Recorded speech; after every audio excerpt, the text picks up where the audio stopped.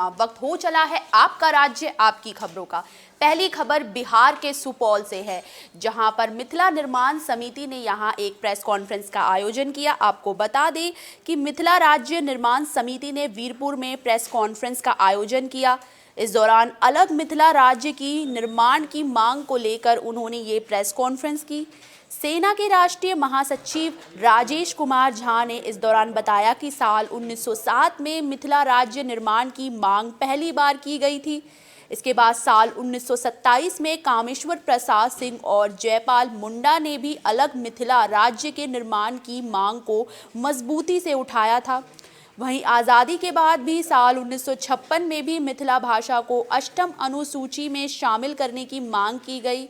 इसके बाद काफ़ी लंबे अरसे के इंतज़ार के बाद साल 2003 में तत्कालीन प्रधानमंत्री अटल बिहारी वाजपेयी ने अपने कार्यकाल में मैथिली भाषा को अष्टम सूची में शामिल किया, जिससे राष्ट्रीय स्तर पर मैथिली की अपनी पहचान बनी। लेकिन 8 करोड़ की आबादी वाले मैथिली भाषी लोगों की अलग मैथिली राज्य के निर्माण की मांग दबकर ही रह गई।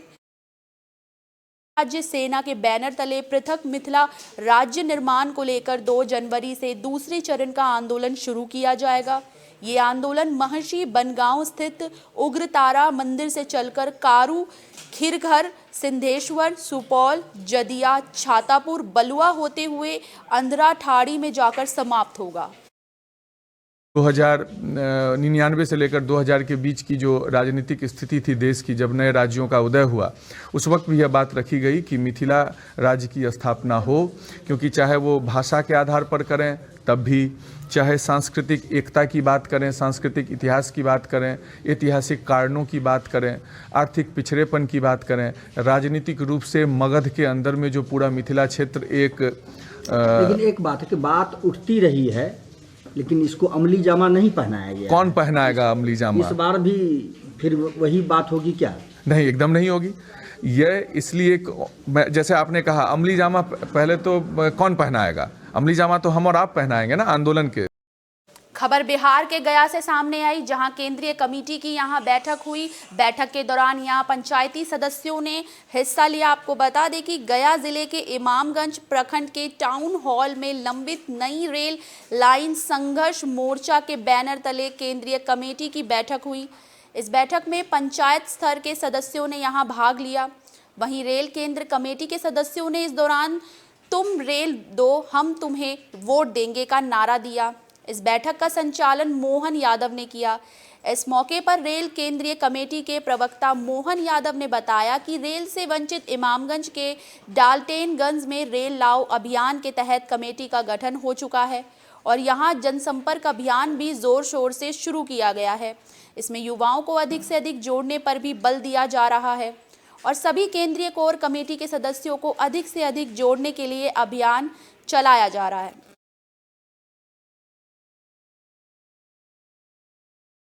खबर बिहार के गया से सामने आई, जहां सड़कों की बदहवाली को लेकर यहां के स्थानीय लोग परेशान नजर आए। आपको बता दें कि बिहार के गया जिला के नक्सल प्रभावी क्षेत्र इमामगंज के मल्हारी पंचायत के लुट्टीटांड गांव में आज़ादी के कई दशकों बाद भी यहां सड़क नहीं बन पाई है। सड़क से वंचित लोग काफ़ी परेशान नजर आ रहे हैं। यहाँ सड़कों की हालत इतनी खस्ता है कि साइकिल तक जाने का रास्ता नहीं है, केवल पैदल रास्ता ही तय किया जा सकता है। वहीं अगर कोई बीमार पड़ जाए तो उसे खटिया पर टांग कर 7 किलोमीटर का कच्चा पथरीला रास्ता पैदल ही तय करते हुए उसे मुख्य सड़क पर लाया जाता है, जहां से लोग उसे इलाज के लिए डॉक्टर तक पहुंचाते हैं। कई बार तो बीमार लोग रास्ते में ही दम तोड़ देते हैं। लोगों के मुताबिक उन्होंने बताया कि हम आज़ादी के बाद से ही ऐसे हालातों का यहाँ सामना कर रहे हैं। यहाँ पक्की सड़कें सिर्फ सपनों में ही बनकर रही हैं। इसके बारे में कहिए कि पैर के दर्द से मरीज के बारे में आदमी जा रहा है, वहाँ को घाट है, ना राह है, ना रास्ता है, ना डॉक्टर है, ना बीरो है, कोई वहाँ कोई व्यवसाय का नहीं है। सारा गांव में सरकार जाग गया है, हम लोग के लिए सरकार ही नहीं है। सरकार अगर चाहेगा तो चुटकी पर उड़ा देगा, लेकिन सरकार नहीं, इसको बेसरकार कहा जा सकता है। कहाँ से कहाँ जाता है रास्ता? यहाँ विश्रामपुर से फतेहपुर से लुटीटांड जाता है रास्ता। कितना किलोमीटर है? लगभग 6 किलोमीटर है, 6 से 7 होगा। लैटरिन और उल्टी दोनों हो रहा है सर। क्या पहले से तबीयत खराब थी कि पहले से तबीयत खराब था, कुछ बुखार लग रही थी, बुखार लगने लगते उल्टी और टट्टी दोनों होना शुरू हो गया। इस तरीके से आप लोग ले जा रहे हैं और कोई दूसरा साधन नहीं है? और कोई साधन नहीं है। क्या वाहन वगैरह वहाँ तक जाती है? नहीं जाती, यही पहाड़ी से रास्ता है? पहाड़ी से रास्ता है, इसी टांग को लगाया जाता है, इसी मोटरी भी ले जाता है खाने के लिए, और मरीज के भी ऐसे ले जाते हैं। शादी ब्याह में भी इसी खटोली डोली करके ले जाते हैं, लड़का लड़की को। बारात पैदल जाती है, गाड़ी आता है से यहाँ रुक जाता है नीचे। कितने घर की आबादी है वहाँ? वहाँ तो 70 घर से ऊपर ही है। खबर बिहार के गया से है, जहां स्थायी व्यापारी इन दिनों काफ़ी परेशान नजर आ रहे हैं। उन्हें कोरोना का डर सता रहा है। आपको बता दें कि महाबोधि मंदिर के आसपास सालों से सैकड़ों परिवार दिए बेचकर अपना गुजारा करते हैं। कोविड-19 के कारण 2 साल से विदेशी पर्यटकों का भी यहां आना लगभग बंद हो चुका है, जिसके चलते इन परिवारों के बीच सबसे बड़ी दुविधा परिवार में रहने वाले बच्चों और बुजुर्गों के लिए खाने पीने और दवाइयों का इंतजाम करना है। 2 साल बाद जैसे तैसे ये सैकड़ों परिवार खुद को संभालने में जुटा ही था, लेकिन कोरोना की तीसरी लहर के बाद इनके हौसले यहाँ पस्त होते हुए नजर आ रहे हैं। देखा विदेशी आवा हो तो दिया बाती जला हो, ना विदेशी आवा हो तो बिल्कुल ना दिया बाती जला। हमने के ही 4 महीना के सीजन हो, अगर जो 4 महीना में कोई टूरिस्ट ना आए तो हमने की रोटी बहुत बंद हो जाए। हमने 2 महीना 3-4 महीना मतलब दिसंबर तक कमाई हो, फागुन तक चैत तक धर रहा इतना कमाई हो। अगर विदेशी अलो तो हमने के विदेशी पर रोटी भात हो, ओकर अलावा हमने के ना खेती हो ना बारी हो, कुछ भी। खबर छत्तीसगढ़ के कवर्धा से सामने आई, जहां पर डिस्ट्रिक्ट कलेक्टर का दौरा लगा। ये दौरा जो पूरा था ये टीकाकरण को लेकर था। आपको बता दें कि यहां पर कबीरधाम जिले में कोविड टीकाकरण को रफ्तार देने के मकसद से जिला कलेक्टर रमेश कुमार शर्मा ने यहां तमाम संबंधित विभागों की बैठक की। इस दौरान टीकाकरण के अलावा ग्रामीण और शहरी क्षेत्रों में विशेष अभियान चलाकर छूटे हुए लोगों को टीकाकृत करने का उन्होंने यहां निर्देश दिया। इस अभियान को टीका तू हर दुहारी नाम दिया गया। शर्मा ने सभी अधिकारियों और कर्मचारियों को स्वयं जवाबदारी लेते हुए इस अभियान के लिए गंभीरता से कार्य करने का भी निर्देश दिया। मैं रमेश कुमार शर्मा आप सब जिलावासी मन ला सादर जय जोहार। गत अप्रैल एवं मई माह में हम सभी लोगों ने कोरोना महामारी के प्रकोप को बहुत करीब से देखा है, जिसमें कई परिवारों से उनके परिजनों को छीन लिया है। कई परिवारों से उनके बच्चों के सिर से उनके परिजनों का छाया छिन गया, तो कई घरों से किरकारियां हट गई। शासन एवं प्रशासन के द्वारा अब सबके सहयोग से कोरोना रोकथाम एवं नियंत्रण के लिए लगातार प्रयास कर रही है। इसी क्रम में जिला प्रशासन के द्वारा आगामी 1 सप्ताह विशेष कोविड टीकाकरण सप्ताह।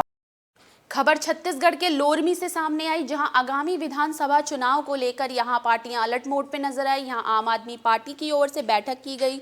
आपको बता दें कि लोरमी में आम आदमी पार्टी के पदाधिकारियों ने यहां बैठक का आयोजन किया। इस दौरान अनिल बच्चन ने बैठक की अध्यक्षता की। बैठक में किसान मंच के प्रदेश अध्यक्ष ईश्वर चंद भी शामिल हुए। यहां 3 जनवरी से होने वाले ब्लॉक सम्मेलन को लेकर इस बैठक में गहन चर्चा की गई।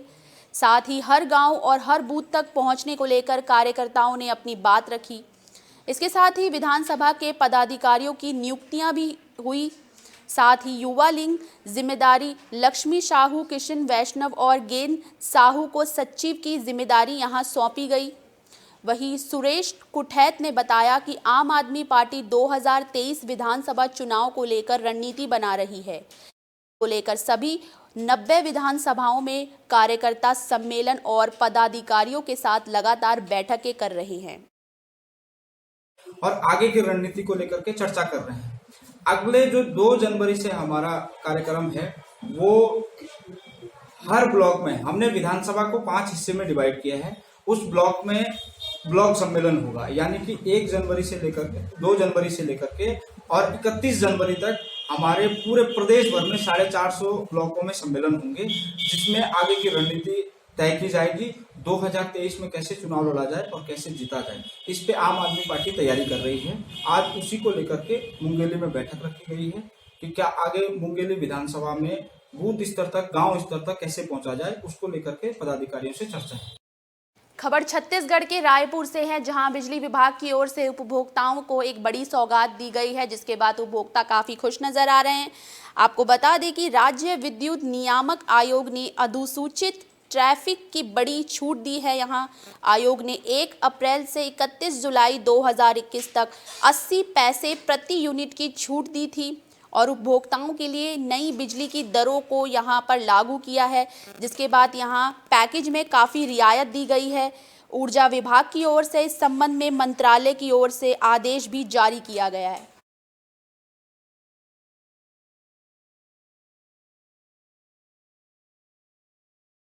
खबर छत्तीसगढ़ के कोरिया से है, जहां पर हाल ही में अभी चुनाव संपन्न हुए। चुनाव को लेकर यहां पर तमाम तरीके से आपको बता दें कि कोरिया में नगरीय चुनाव के यहाँ पर हाल ही में संपन्न हुए। इनमें बुजुर्ग और तमाम तरीके युवा मतदान करने पहुँचे। दिव्यांगों ने भी यहाँ पे सक्रिय भूमिका दिखाई अपनी। इस दौरान यहाँ कलेक्टर और एसपी का लगातार राउंड करते रहे। दोनों नगरीय निकायों के मतदान केंद्रों का भी इस दौरान उन्होंने निरीक्षण किया। कानपुर में 59% और शिवपुर चर्चा में मतदान 64% हुआ।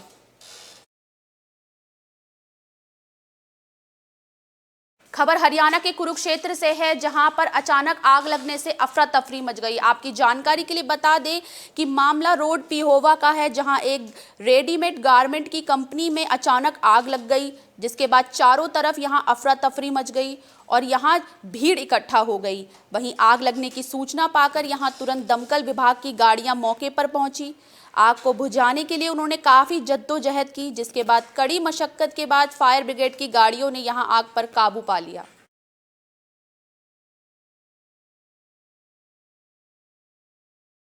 खबर हरियाणा के कुरुक्षेत्र से है, जहां वृद्धाश्रम में इन दिनों दौरा लगा। आपकी जानकारी के लिए बता दें कि यहां पर विख्यात ग्रंथ अकादमी के उपाध्यक्ष और निर्देशक वीरेंद्र चौहान का दौरा लगा और भारत की विलेद ग्रामो टीम के सदस्य भी इस दौरान मौजूद रहे, जिनका प्रेरणा के संस्थापक जय भगवान सिंगला, प्रेरणा की अध्यक्ष रेणु खंगूर और वृद्धाश्रम के अन्य पदाधिकारियों ने जोरदार स्वागत किया। वीरेंद्र चौहान ने सर्वप्रथम वृद्धाश्रम में बने शहीदी स्मारक पर देश के शहीदों को नमन किया और मंदिर में विविध मंत्रोच्चारण के साथ यहां पूजा अर्चना की। इसके बाद प्रेरणा के संग्रहालय, डे केयर सेंटर और वृद्धाश्रम में बुजुर्गों को दी जा रही सुविधाओं का भी यहां अवलोकन लिया।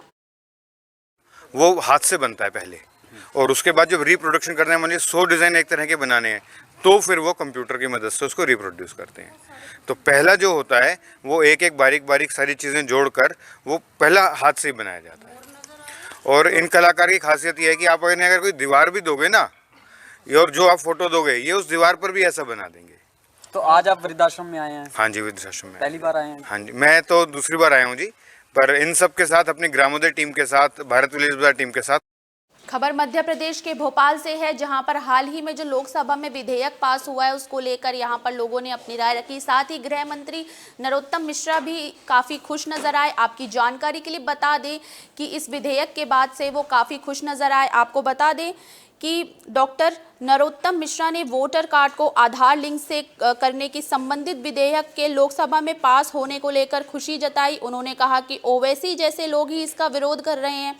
इससे समझा जा सकता है कि ये कानून कितना ज़रूरी है। गृह मंत्री नरोत्तम मिश्रा ने आगे कहा कि फर्जी मतदान और घुसपैठियों पर लगाम लगाने के लिए ये कानून मील का पत्थर साबित होगा। वन नेशन वन सिटीजन एक बहुत महत्वपूर्ण निर्णय माननीय मोदी जी ने लिया है। चुनाव सुधार की प्रक्रिया में ये मील का पत्थर। खबर पंजाब के अमृतसर से है, जहां रेल रोको अभियान इन दिनों चर्चा का विषय बना हुआ है। आपकी जानकारी के लिए बता दें कि किसान मजदूर संघर्ष कमेटी की ओर से मंगलवार को पंजाब में 4 जगहों पर रेलवे ट्रैक पर धरना दिया गया। यहां रेलगाड़ियों को रोका गया। रेल मार्ग पर धरने की वजह से रेलवे की स्थिति को देखते हुए रूट डाइवर्ट कर दिए गए, जिस कारण यात्रियों को यहां काफी मशक्कत का सामना करना पड़ा।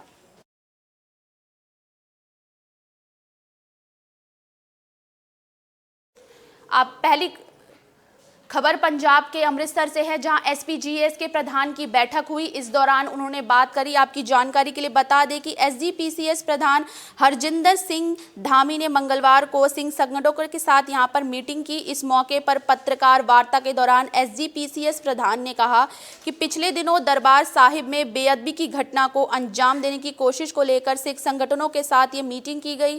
ये मीटिंग 3.5 घंटे तक चली, जिस पर उन्होंने अपने विचार प्रकट किए। उन्होंने कहा कि एसजीपीसी पर विश्वास मत यहां प्रकट किया गया और अकाल तख्त साहिब के जत्थेदारों के बयान पर भी सिख संगठनों ने विश्वास जताया। ਮੈਨੂੰ ਇਸ ਗੱਲ ਦੀ ਸੰਤੁਸ਼ਟਤਾ ਆ ਕਿ ਉਹਨਾਂ ਸਾਰਿਆਂ ਨੇ ਸ਼੍ਰੋਮਣੀ ਗੁਰਦੁਆਰਾ ਪ੍ਰਬੰਧਕ ਕਮੇਟੀ ਦੇ ਇਹ ਸਾਰੇ ਕਾਰਜ ਦੇ ਵਿੱਚ ਸਮੂਹਿਕ ਤੌਰ ਤੇ ਬੜਾ ਵੱਡਾ ਵਿਸ਼ਵਾਸ ਪ੍ਰਗਟ ਕੀਤਾ। ਜਿੱਥੇ ਸ਼੍ਰੋਮਣੀ ਗੁਰਦੁਆਰਾ ਪ੍ਰਬੰਧਕ ਕਮੇਟੀ 'ਚ ਵਿਸ਼ਵਾਸ ਪ੍ਰਗਟ ਕੀਤਾ, ਉੱਥੇ ਨਾਲ ਦੀ ਨਾਲ ਸ਼੍ਰੀ ਅਕਾਲ ਤਖਤ ਸਾਹਿਬ ਵੱਲੋਂ ਸਿੰਘ ਸਾਹਿਬ ਵੱਲੋਂ ਜੋ ਵੀ ਆਦੇਸ਼ ਆਵੇ ਉਹਦੇ ਉੱਤੇ ਵੀ ਉਹਨਾਂ ਨੇ ਸਮੂਹਿਕ ਤੌਰ ਤੇ ਕਿਹਾ ਕਿ ਅਸੀਂ ਸ਼੍ਰੀ ਅਕਾਲ ਤਖਤ ਸਾਹਿਬ ਦੇ ਨਾਲ ਹਾਂ, ਜੋ ਵੀ ਹੁਕਮ ਆਊਗਾ ਅਸੀਂ ਉਹਦੇ ਨਾਲ ਖੜੇ ਹਾਂ। ਔਰ ਇੱਕ ਵਿਦੇਸ਼ੀ ਸਿੱਖ ਵੀ ਸਾਡੇ ਗੁਰਦੁਆਰਾ ਸਾਹਿਬਾਨ ਦੇ आपका राज्य आपकी खबरों में आज के लिए बस इतना ही। मुझे दीजिए इजाजत। देश और दुनिया से जुड़ी तमाम खबरों के लिए देखते रहिए AB स्टार न्यूज़। शुक्रिया।